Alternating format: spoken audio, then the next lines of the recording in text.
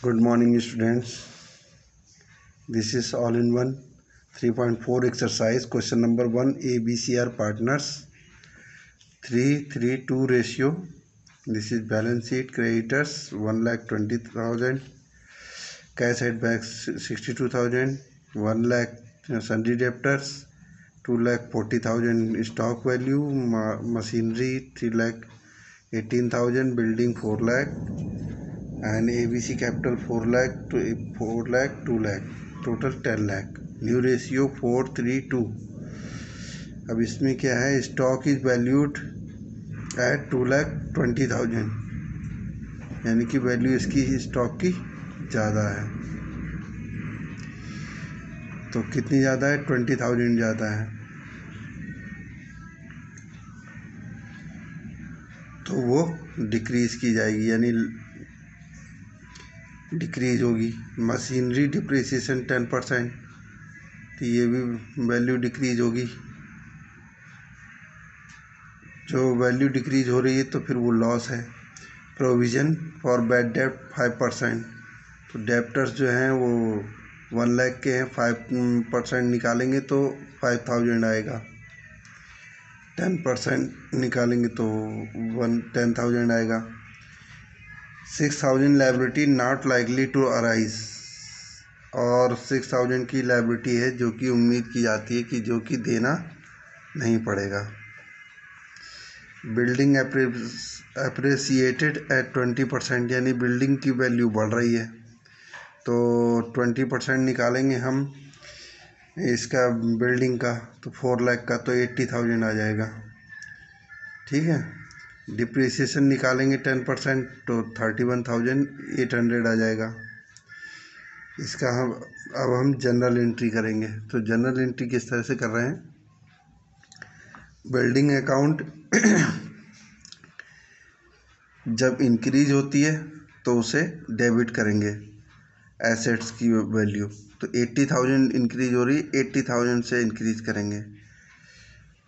Revaluation account में record करेंगे, तो recorded increase in building value 80,000। Machinery कम हो रही है 31,000 की, तो उसे तो रिवैल्यूएशन को डेबिट करेंगे और मशीनरी को क्रेडिट करेंगे। मशीन की वैल्यू घट रही है, एसेट घट रही है तो क्रेडिट करते हैं, एसेट बढ़ती है तो डेबिट करते हैं। ठीक है। आगे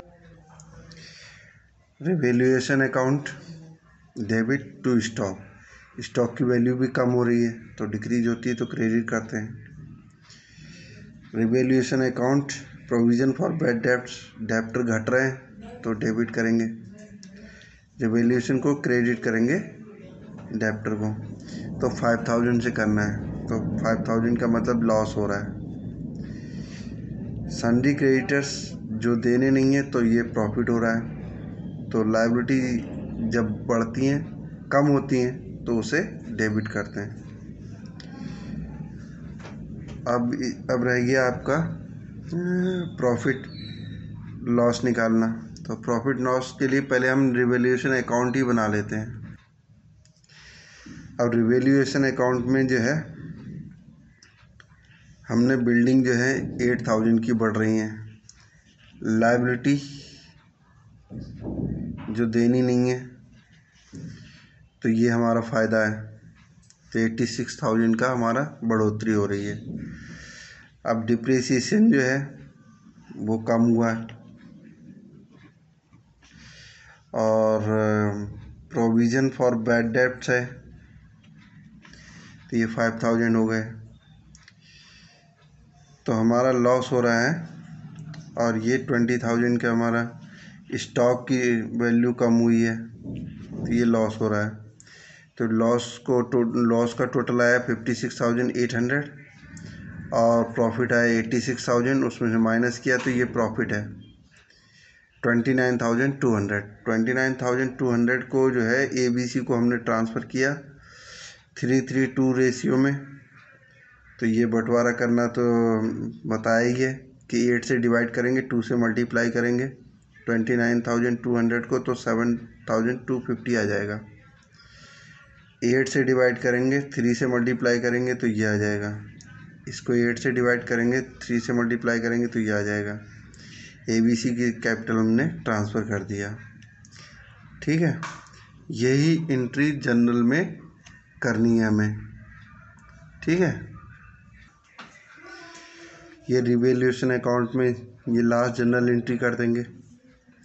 29,200 टोटल प्रॉफिट, और ये ट्रांसफ़र कर देंगे 332 के रेशियो में। तो सीज कैपिटल, इसको 8 से डिवाइड करेंगे, 2 से मल्टीप्लाई करेंगे तो 7,250। ये उल्टा हो गया, 875 आना था इसमें।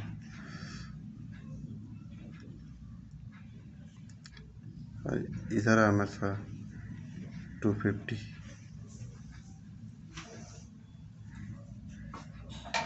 इस तरह से। ठीक है, क्योंकि सी का रेशियो कम है इसलिए। तो इस तरह से डिवाइड कर देंगे। Thank you, have a nice day.